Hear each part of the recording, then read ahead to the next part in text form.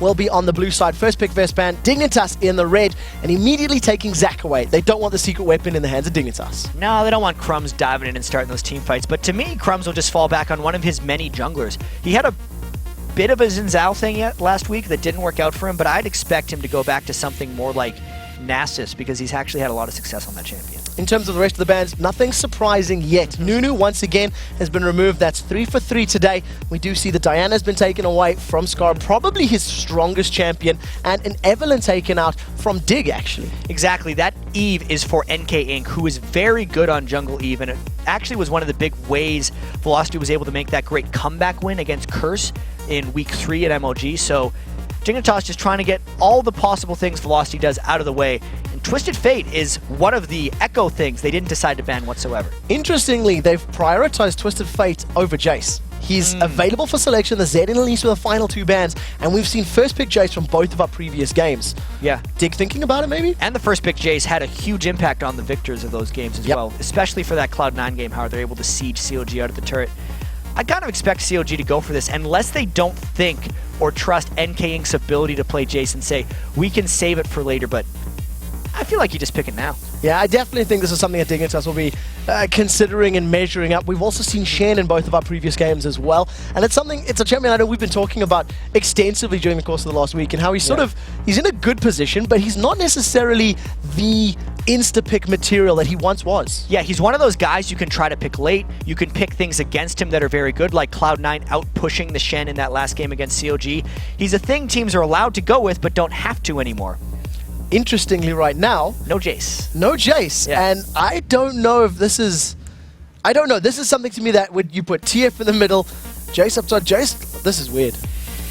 Dignitas didn't think Cris was going to play Jace. And I think that's what it comes down to. It's not that they don't have faith in the champion. They're just saying they're not going to opt into that game. Dignitas is going to play whatever they want. They don't need to get sucked into the power game, Jace, necessarily, if a team doesn't play it. We do see those just hovering over Annie and Zinzao. What we will do, let's Look talk at the smile on KiWiKiD's face for that one. He's like, come on, guys, let's do it. Let's talk about Velocity for a second. You've got Twisted Fate, we've got Shen, we've got Thresh. So potentially our top laner and jungler left to be locked in, or AD carry and top laner, as it were. What are we thinking from Velocity with the exception of that very global reach they've got already? It really depends on what Dignitas decides to run as their AD carry, how aggressive Velocity tries to go. Draven's still up. Draven's probably the pick for MapleStreet if Dignitas doesn't take it away right here, as KiWiKiD's probably... He's saying all the different things he'd like to play bottom lane with Patoy right now, and every single one is getting turned down. And he does decide to lock in that Graves at the end of the day. So KiWiKiD and MapleStreet, both Draven players, both well known for their Draven, deciding to go against it. We've got at least the duo lane as well as our mid laner there for Dignitas, although KiWiKiD may run cannon. Yeah, KiWiKiD and scarra swap all the time. Twisted Fate is actually KiWiKiD's champion. He's played it 4 times. Scarra hasn't played Twisted Fate yet this split. So Velocity still just trying to pick their stuff. The jungle would be very key in this. They could actually bring out their push-poke strategy right now if they wanted to. They could actually do Janna and Ezreal if they wanted to, but I don't think they're going to go for that, unfortunately. Makes me I absolutely love the fact that they have tried it. It's a brilliant strategy, and I think maybe they're toying with it. Maybe they were thinking about it themselves, but it would be a risky decision to make. Against a Graves, it's a little shaky because Graves' wave clear is really high, but Kennen wouldn't have been able to do it, and they decide to not go with that strategy. Very, very surprising, too, how MapleStreet didn't go with Draven. So they've got a very beefy front line from Velocity eSports. We see the Tristana locked in for that very, very late game, and you know, we heard Balls talking about just how powerful double lift is on Tristana, and they actually banned it out against him. So maybe trying to channel some of that inner late game awesomeness. Velocity thinks back to the games that they've won. MapleStreet has went off in all of them. So put that guy on your hyper carry, channel some COG, and try to get it going that way. Might be the mindset Velocity has here. What we do see with that Renekton locked in, we know that is going to be a jungle Shen. So we've got all of that utility coming from the jungle. We've got the gank presence coming from Twisted Fate in the mid lane. And that's very scary kill lanes anywhere they go. When comboed with the Thresh, when comboed with the Renekton up top. They have a lot of potent lane combinations. It's just that Tristana will have to get rescued by a little bit of anything. And Dignitas is having a lot of fun today with how they're swapping around picks. They're embracing the randomness that's kind of happened. So Huzzah, no Jace in picks or bans in this game, but Dignitas still going with stuff that they look comfortable with. This is a bit of a rarity. I don't think it's the first time in the LCS. I distinctly remember a game in Moscow where we went through picks and bans without a Jace featuring as well. That's over in the EU, but yeah. It's definitely one it's an oddity with the current power of that champion that nobody felt it was worth picking right now. Neither of these teams specializes in it, and I like it when teams actually go against the curve in that sense. Play and what say, they're stronger on. Yeah, if I'm not good at that champion, we're not going to unlock what he's doing. And instead, now Dignitas going with the Ryze Kennen thing. There's a very good chance they're swapping lanes like crazy in this one because we see Ryze top, we see Kennen top. We may as well see Imaqtpie and Patoy mid in this one. It's a very scary team fight combo from Dignitas. Once you start adding the Ryze, the Kennen, the Nocturne all together, plus the burst damage from Graves, they should be able to put out a lot of hurt very quickly. And it's going to be a lot on Crumbzz to try and make some big plays because I haven't really mentioned the difference between a jungle Shen and a jungle Nocturne.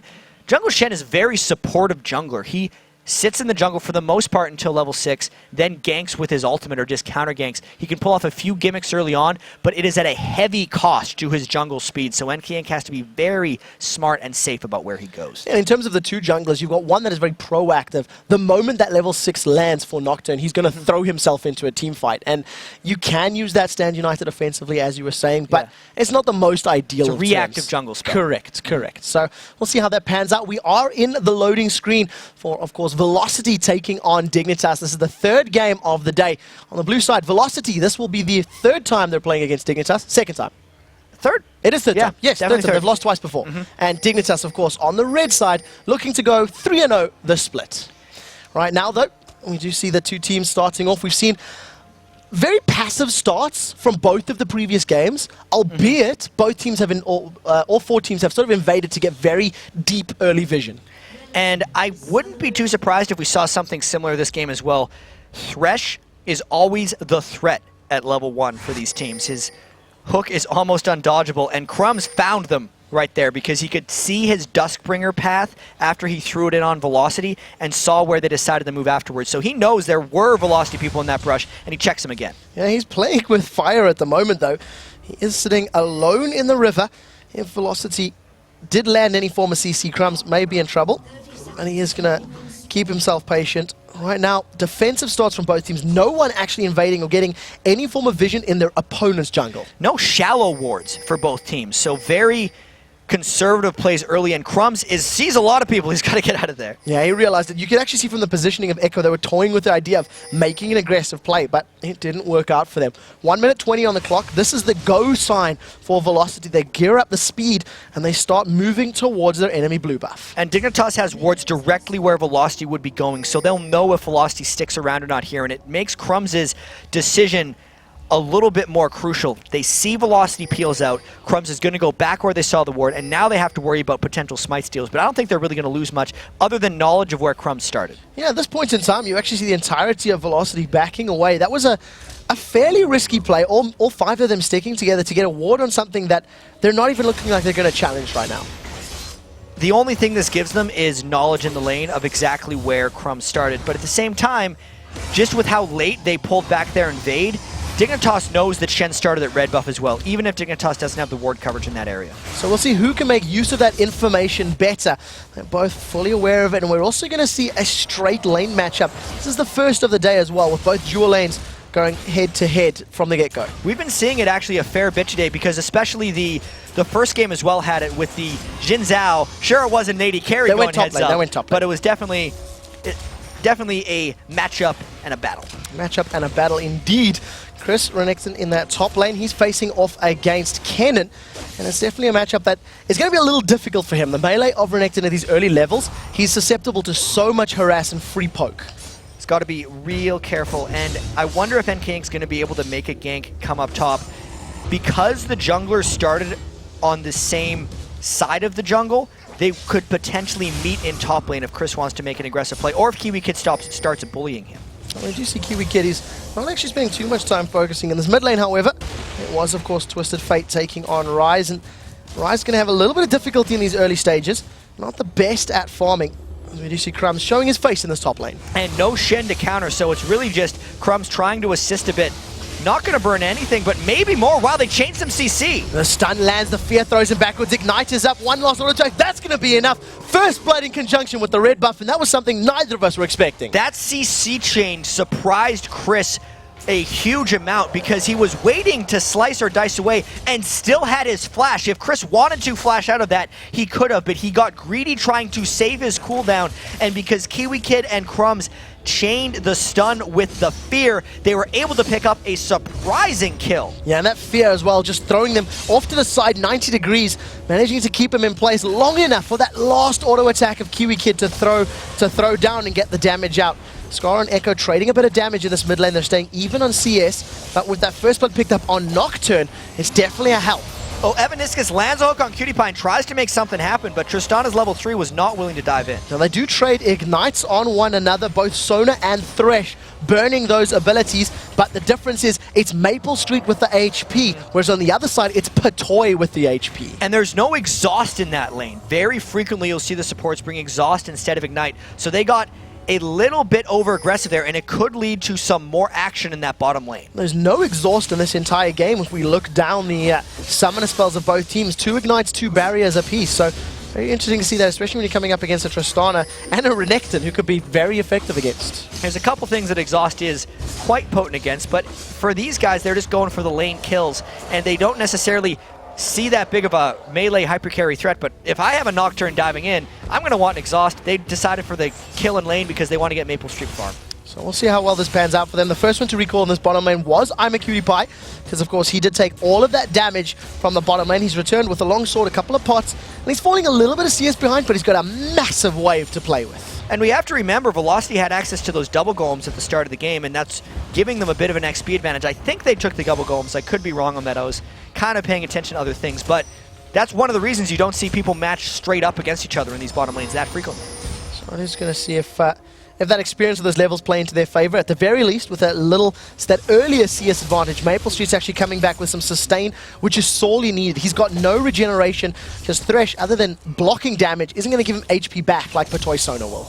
Got to be able to withstand some of that Patoy poke, but the thing that Cris has to deal with now is this lane against KiWiKiD. He knows he's still got his flash up, but he's just so far behind after giving up that kill, all defensive items, whereas KiWiKid's been able to go double offensive. Cris can't necessarily get close to minions. It's one of the things that'll play, or one of the things that will play into Chris's favor a little bit later, is as he does get some more levels and some more farm, maybe working towards a Hex Drinker, which would work fantastically against Ryze and Kennen. It'll help him, but the question is, how well can KiWiKiD keep him under control?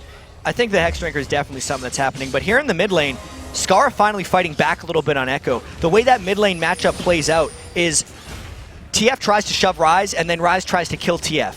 And finally scarra almost tried to kill TF, and it keeps the farm even. And you have to give props to scarra right now, because he's not losing out on any of the CS. He's been sitting at his tower for the majority of this matchup, and even on that previous engagement, he's actually got a CS advantage. I think something that happened as well is when Echo was shoving up, he got scared of Crumbzz, because they didn't have the most prolific ward coverage around their rivers, and he couldn't stay too far up to CS, so as he was shoving, Echo was missing a few, and scarra was getting them back at the turret. Very importantly, we've just seen a flash of Crumbzz. He is level 6 right now, whereas NK Inc. is still only level 5, but he is on the double golem, so we will most likely see that Stand United available very soon. He's about a third of the way through the level, so there's this very small window of opportunity if Crumbzz is able to pick a fight. Crumbzz goes for Echo. He can spell shield that card. Does not. Unfortunately, spell shield doesn't even get procced. That Shroud of Darkness not available as Cris gets locked up by the little hamster. Yeah, KiWiKid's going to continue to do this to Cris because he knows that first kill assist is just giving him the lead and edge in that lane, double his score in minions right now. That is a massive advantage right now. The one thing that does help Cris out a little bit is that wave is now up against his tower, so if he's able to successfully freeze it, he should be able to pick up some additional CS and start to close that gap, assuming KiWiKiD lets him, because he's going to be able to attack him from range a little bit north of that tower. I think that's one of the reasons KiWiKid's up 55 or 56 to 26 is because he's denying so well at the turret just with really smart auto attacks. But this whole game is still trending Dignitas' way. We look at all the lanes individually, and MapleStreet's the only one really doing what he should be doing, or doing better than he should be doing, because Tristana's level 5 is not as good as Graves level 5, and he's still up in minions. Yeah, especially when you think about the laning phase of a Thresh Tristana lane against a Graves Sona. You've got a passive support in Sona and the aggressive support in Thresh, but Evaniskus' hooks haven't really been as impactful as they may be wanted. There was the one he landed early at the turret, which burned both ignites, and then since then, he's mainly using it as a deterrent for Dignitas to not get close. In terms of CS, Imaqtpie has now hit level 6, 67 CS on the board, and when you do get a Graves to level 6, the burst combo of a potential crescendo buckshot collateral damage is very, very scary. And we could see a lot of action happening very shortly. Paranoia's down, they've dived onto Cris. Duskbringer is up as well, he's going to continue the chase. Stand United gets put on top of him, 200 HP. Shen will arrive, that's a double taunt, but it's not quick enough to save Cris. The Crocodile's been turned into a pair of shoes. They do trade kills back and forth, 1-for-1 though. And that was just all the globals getting used at once. That's why I was saying we were going to see some action. It just happened before I was ready to finish explaining it. Because as soon as Crumbzz went up there, you recognized that NK was going to match his Stand United as planned in Champ Select. And then because the fight was going to be long, since it's a bunch of tanks fighting up there, Echo would come in as well. It works out in a 1-for-1, but because it was a 3 versus 2 fight, Dignitas wins that exchange. So in terms of this, the minutes that are now playing out, Dignitas have got this window of opportunity. There's no Destiny available. There's no Stand United available. They're playing very aggressive in this mid lane. And this is the price that Echo has to pay for going to get that kill in the top lane. They trade top for mid turret, but that trade is still better for Dignitas because you get more for a mid turret than a top one. They want a crescendo. In the bottom lane, that's a flash crescendo. It locks up Evaniskus. Buckshot is there. One more auto attack. It's actually stolen away from Patoy. Maple Street rocket jumps forward. Here comes Scarra. A flash from Maple Street. Room Prison is down. Overload goes up. Barriers popped. One more overload. KiWiKiD is looking for it. And the smoke screen manages to pick that one up. He gets away with his life. And well played, KiWiKiD. He got some style points for that one, finishing with essentially utility vision skill and walking away with that. You knew that Patoy was going to be flying in there for the crescendo, and Maple Street really tried for the kill. But because Velocity had lost control of that middle turret, they could not track Scarra's movements, and that's why it turned into a bad situation for Velocity. So well played by them. Scarra doing well to roam, being able to at least counter some of the global pressure by simply walking to the lane. And if you can keep that up, thanks to those towers going down, or thanks to positional play, it will keep them in this driving seat. They've got 1,500 gold advantage right now. Things are looking pretty good for Dignitas. It's a slower lead, but it's one that they definitely have. I think things are actually looking better than the gold lead would tell us. Only because Scarra on Rise, if he has a good early mid game, usually takes over games. I remember playing a lot of Rise with him, and if he ever got going, you just win. His Rise is actually incredibly potent in team fights, and he's getting there right now. So one of the things that I've just noticed, which is very interesting as far as itemization is concerned, Echo has picked himself up a Boots of Swiftness as his first one, which is a bit strange. That's an old school TF item. Back when TF would always rush Lich's Bane, you move a little bit faster on ganks and allows you to get some more, essentially, range on your gold card when you're ganking, if you think of it that way. Very old school build, and he's actually using that to try to stay out of range of Scarra on Rise because he knows he can't trade him straight up. It's one thing that he's going to try rely on his teammates then because he's foregoing some of that damage. Right now, Dignitas, they've grouped up. They have the mid tower down. They've got a numbers advantage, and this is going to be a dragon for them. NK might try to go and steal this, but his smite's down, so even with the ward, it's just prolonged conclusion. This is another one of these things for Dignitas that I think they just took because they'd set up the advantages previously with the mid turret being down, with the couple kills Imaqtpie and Patoy had picked up, without even having to burn summoner spells in Imaqtpie or Scarra, and they just knew they could go get that dragon. So picked it up for free. They've got their opponents have got a fair amount of vision on their side of the jungle. If you look at all those wards, the Tribush is warded, the opposite of the Red Bush. You can see Velocity are a little bit scared of being invaded because they don't have that vision or that control of the middle of the map. And we got to remember, the bottom lane gank that killed Maple Street came through that litter of wards, saying, yeah, we got to worry about Scar roaming down this way because the mid turret's gone. They can't control Scar's roam, so they're having to ward against it, which is costing them a lot of money. In terms of itemization, a couple of big items have been picked up. Spirit of the Ancient Golden there for Nocturne, and a Bloodthirster already completed for KiWiKiD. So he's going to start stacking that up and getting his burst combo as high as possible. And KiWiKiD plays more Graves than almost anyone in the LCS, so he knows that that Bloodthirster is what you do on Graves. Graves has so many attack damage ratios on his spells that oftentimes Bloodthirster just makes him fly off in the mid game and just go crazy, which is specifically when Maple Street will be weakest on Tristana. So really trying to abuse a lull in Maple Street's power curve here, Imaqtpie is doing with that Bloodthirster Graves. You just noticed KiWiKiD putting a very good ward there on the blue buff, so trying to set up at least the opportunity for steal. The globals are now available again for Velocity. Death Sentence goes out, and KiWiKiD trying to bait for Nocturne. Gently sidesteps it. Paranoia is there in the background. Maplestreet and Evaniskus, they're not taking the bait this time. Imaqtpie might have been better served not sidestepping that Death Sentence, because that would have at least pulled Evaniskus in and made it so he couldn't Lantern Maplestreet out. But Crumbzz not done yet. He's still looking for something, but walking through ward. So he's been visioned up. If he does decide to dive in, it's a quick one. There's Paranoia. Crescendo is down. Stand United is being channeled. It's not going to be enough time for Shen to join the party. He's going to walk to the lane. A kill picked up. That's the second of the game for Patoy. So clever. Patoy got hit by the hook that time, and that's what pulled Velocity in for the fight. Crumbzz gets taunted up. He's taking some turret damage. He's going to be able to get away. KiWiKiD's thinking about picking an engagement, but he doesn't have his collateral damage, and scarra was a little too late to join that party. Yeah, this time when he ran down, Velocity recognized he was coming, but Velocity needs to get some turrets back for all this roam. In fact, Echo's going top, trying to get KiWiKiD. And KiWiKiD with a very good flash. Now we do see the Twin Ghost is out. There's the slowdown. Slicing Maelstrom is up. KiWiKiD is the first to get stunned. He manages to stun Echo in reply. Lightning Rush should be up relatively soon. Another gold card lands. That's going to be enough. The slice and dice into Cole the Meek, and Cris picks up a kill. It's the speed TF coming in. Boots of Swiftness and the Twin Shadows. The only reason he was able to run down KiWiKiD and get that kill.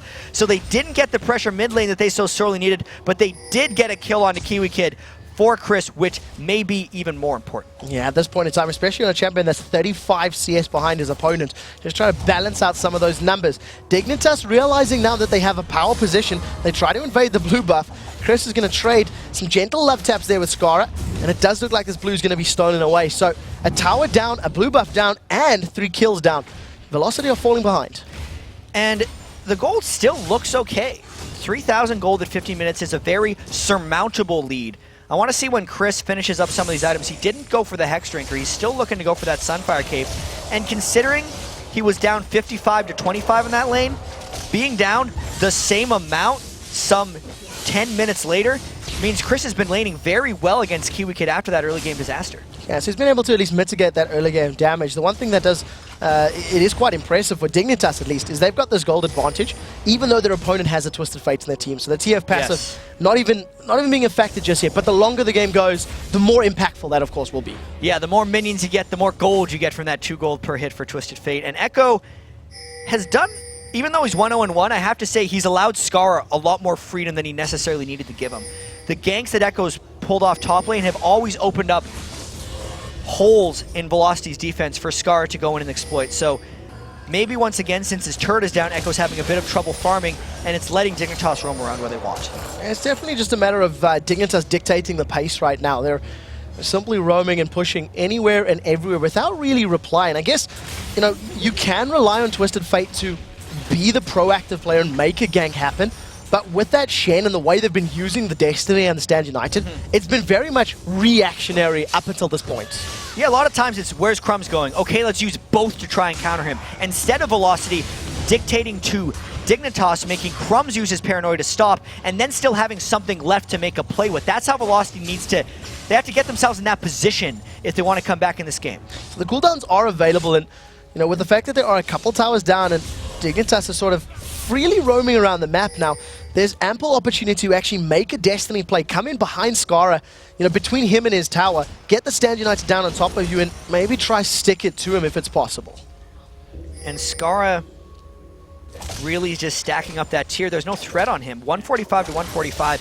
If we look at all the lanes aside from the top, these guys are farming very close to each other. I actually have to say NK Inc.'s 88 farm on Shen, not going for a Spirit Stone, any of that stuff, making it to the point where he could get a Sunfire Cape, is really just telling me he's trying to rush to the split push point in this match. So he wants to try control the map. If you can control the map, you can dictate the pace. Cris has gone in 1v3. There's the Stand United. Shen is about to join the party. Destiny's now been used as well. Slicing Maelstrom is down. Cris is very, very low. KiWiKiD dropping HP as well. Now we see the first person to back away from the fight. In actual fact, KiWiKiD is the first to die. NK Inc. is now backing away as Evaniskus is going to try to get one auto attack down. And Cole the Meek will close it out. Cris securing himself a second kill of the game. He now has double buffs. A very good flame knocks scarra backwards, but KiWiKiD is joining the party. Collateral damage is down. The Crescendo locks up NK Inc. Patoy's trying to pick that kill up. Up in the top lane, Evaniskus has been dropped. Messy all over, and everyone died. That was nuts for everyone involved. That's what Velocity had to do, though. They aggressively and proactively use their ultimates, and it made Crumbzz use them in reaction to them. I feel like Velocity won that engagement because not only did they trade kills, they allowed MapleStreet, the guy who generally has been relied upon to carry them, to get some farm in the bottom and take a turret. So the problem is now that Dignitas hasn't stopped the pressure. They've still got two members bashing away on this inner turret. Echo's thinking about getting involved, and here comes NKInk from the side. Gold card is down. KiWiKiD takes a lot of damage. The slow is out. NKInk is probably going to wait for the taunt. Locks him up. Gold card's down. This is going to be a fairly easy kill onto KiWiKiD. Renekton actually closes out, and that is a pretty good pickup. They got the double buffs back, and they might continue to chase it. They get oracles too. This is huge. They stack the stuns one after the other. Flash comes out. Echo carries on chasing. Stack deck comes up, and Sona drops like a sack of potatoes. Huge plays from Velocity all around. Yes, Dignitas will get the dragon off of that, but this is one of those situations where it's completely worth it because consider the oracles, 400 gold that Patoy spent, and the kill sprees that were ended on both of them. Absolutely great for Velocity. In addition to defending the tower and getting the double buffs back, it's a great position to be in. Evaniskus and Cris, the front line there in that engagement, trying to land something onto KiWiKiD, but unfortunately that death sentence did go a little wide. And having two Sunfire Capes here for Velocity will be key in prolonged team fights. If Velocity can get Shen and Renekton to not die to the initial burst from Dignitas, they're going to outlast Dig in some sustained cases for these team fights. Graves is all very up front in damage, so if Velocity can get the long fights, they'll be doing good. In terms of magic resistance though, they're still sorely lacking on the side of Velocity eSports. There's no Aegis inside, actually for either team right now. And when you're coming up against a Ryze and a Cannon, it's definitely something you'd like to be investing in. And one reason there's no Aegis is there's not big team fights going on. With all the globals flying around, we're seeing 2v2s and 3v3s and people coming in from different angles for late, long team fights. And the Sunfire Cape is honestly better if you're keeping the game in that pace. So right now, the blue buff will be respawning. Remember, it was stolen last time by Dignitas, so this will be the second time that they've actually stolen this buff away. It does get picked up by Scarra. It's up in the top lane. We've seen Cris, he recalled from KiWiKiD. The rest of Dignitas, they've now stacked up. They're just going to face tank this tower, secure their 4th tower of the game for absolutely zero cost. Going back and getting it.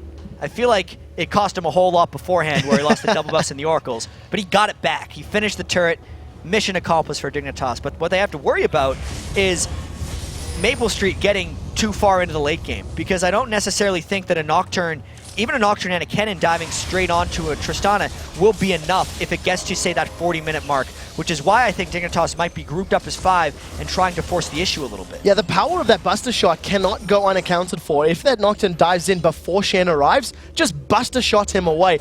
Assuming the spell shield has not been blown, that's going to be very crucial for Crumbzz to actually stick to that little Yordle. And the great thing for MapleStreet is if he wanted to knock back Nocturne, he can break the spell shield himself. He can E him and then knock him back. The main thing he needs to knock back, though, is honestly the Kennen. Just keep the damage away, keep that stun from going down. KiWiKiD picks up his red buff. He's going to have enough gold to complete that static shiv relatively soon, and just really increasing that burst damage on hit from the auto attack in conjunction with the rest of his abilities. It's going to help Dignitas shove the lanes like they do so in most of their victories. Graves already clears fast. Static shiv Graves clear is almost trivial at that point for Dignitas as they try to keep Velocity stuck in their base. So in terms of the rest of the itemization right now, we do see MapleStreet sitting on that red pod as well as a BF sword. Once that gets completed to the likes of an Infinity Edge or just another big BF sword related item, he's going to hit a power curve. And we see Cris, he's stacking armor. He's prioritizing that of MR. Yeah, he's hoping to get through the Kennen and the Ryze and get onto Imaqtpie in fights. And I really want to see how Velocity makes this transition, because even though we give Dignitas a lot of flack for not necessarily finishing games, it's a bigger problem for Velocity. They've had really good opens to a lot of games this split and have very seldom been able to close. So even just being in this game against Dignitas, they got to make something work. Evaniskus gets caught out, takes a lot of poke. That's a flash from Scarra. Stand United comes out. Buster Shot knocks the damage away as they pull Patoy forward. Collateral damage comes down. That's the first kill of the engagement as they turn their attention over to NKInk. MapleStreet's doing the best he can. He should be able to pick up one. In actual fact, Cris will get the last hit there onto Kennen. Another slice and dice into Meek will close that out. That is a 3-for-1 exchange. All started from Evaniskus being caught. And that fight was too fast for Velocity. NKInk died early on because Cris and NKInk have to go in together. That channel actually needs to be used maybe in conjunction with Renekton. As soon as you use that on Evaniskus and they didn't go in together, it allowed Dignitas to just sustain through the fight get the targets down one at a time, and really just not have a full team fight. Yeah, something definitely didn't work out for them. Some relatively good counterplay from Evaniskus right at the end. He got the box down, he pulled Patoy in, but it simply wasn't enough. And Baron has been secured now for Dignitas, first of the game, and now that gives them a really good power position right now. And that Baron is so crucial for Dignitas, maybe giving them the confidence to just dive straight on top of turrets, specifically with Crumbzz going tank Nocturne, leading the way on these charges might be exactly what they need, because MapleStreet's not at the point yet where he's too dangerous to dive under a turret.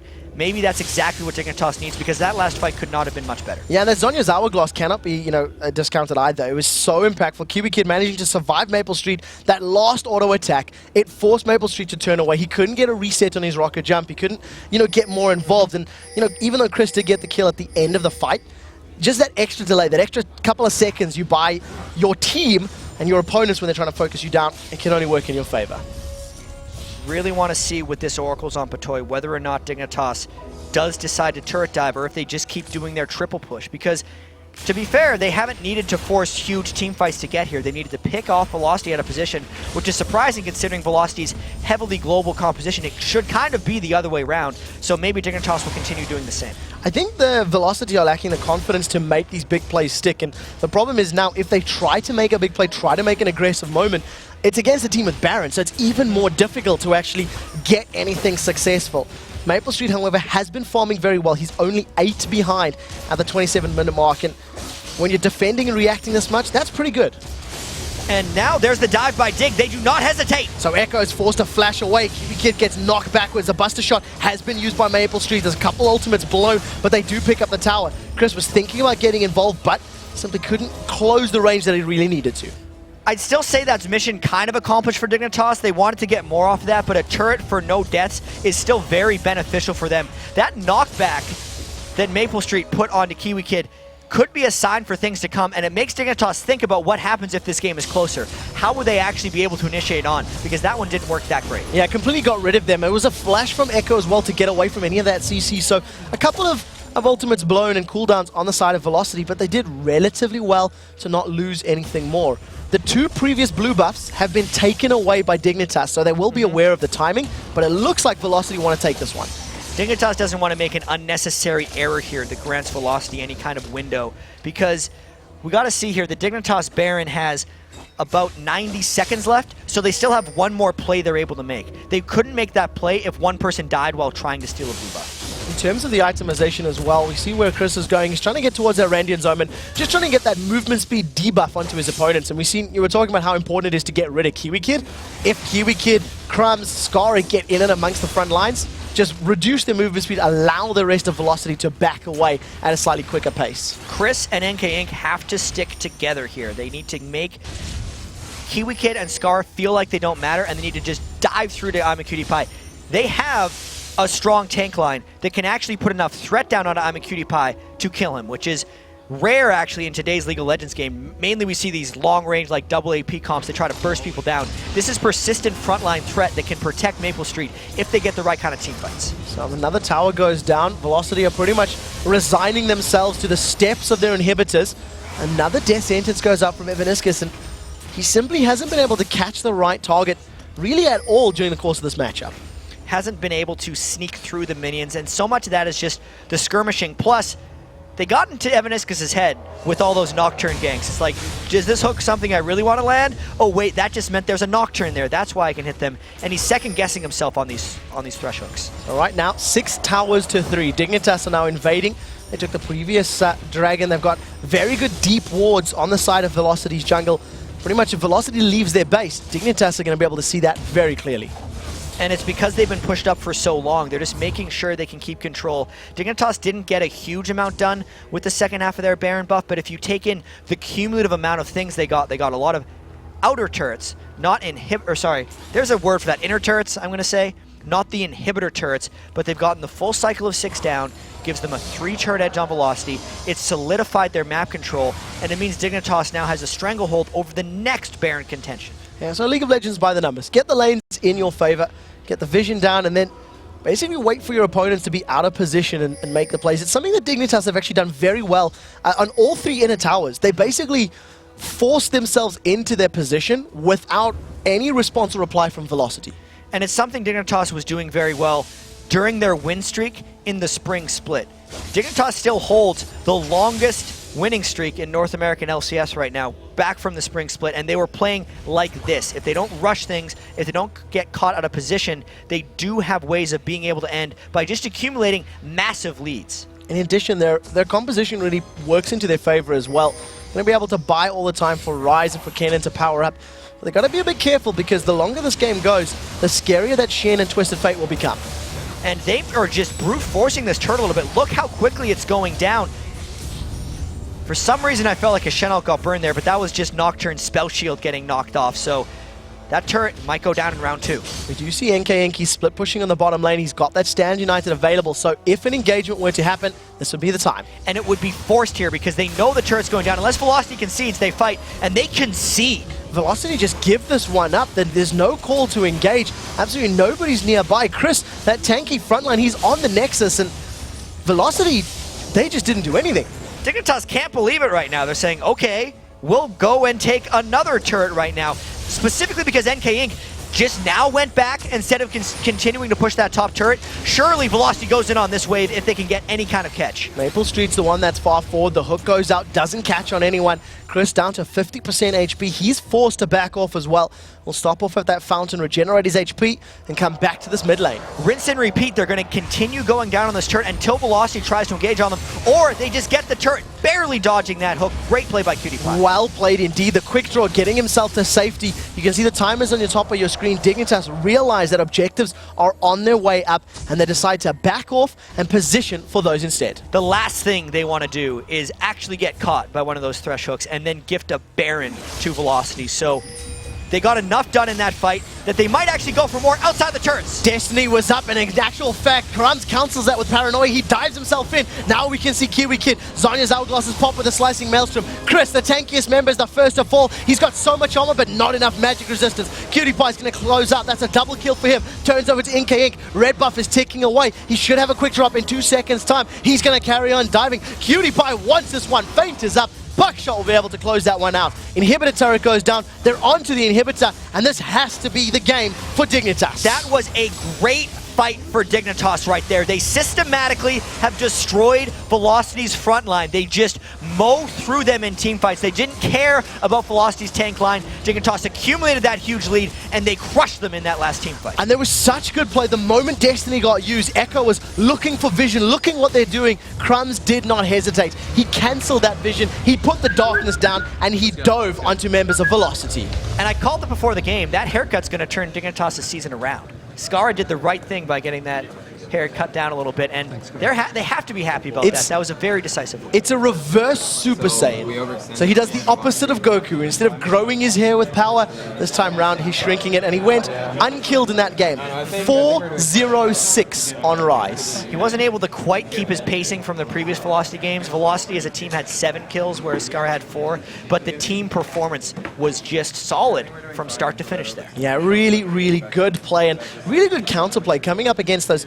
global champions of Twisted Fate and Shen, realizing, look, if we get the tower down, hey, Scarra can just walk to lanes. He can just walk to do the globals. We have to give a shout out to Crumbzz there, who essentially was 1v2 as far as globals go, and he had the little baby global on Nocturne. That's the shortest one of all. You can barely even call that thing a global. It can hop a wall ward. It's like you may as well say Zach has a global at that point early on in the game. Whereas NK Inc. and Echo can go from almost anywhere, and Crumbzz counterplayed them almost perfectly the whole game. It just really felt like Velocity, they didn't find the gear to get going. They were always reacting to Dignitas, and they simply didn't try to take the reins of that game. No, they were always reacting. And it's a problem that a lot of young teams have, whereas Velocity can do a lot of good things in lane. The Maplestreet versus Imaqtpie lane was close. And a kind of a mismatch as well, based on champion picks. So there's definite skill there for Velocity. Echo had a few great plays on Twisted Fate, but cohesively as a team, it wasn't there. All right, guys, we've got to take a short break, but when we return, Dignitas' Crumbzz and Scarra will join us to talk about their impressive win and his new haircut. Plus, we have an exclusive look at the new movie Pacific Rim that you won't want to miss. Week 5 of the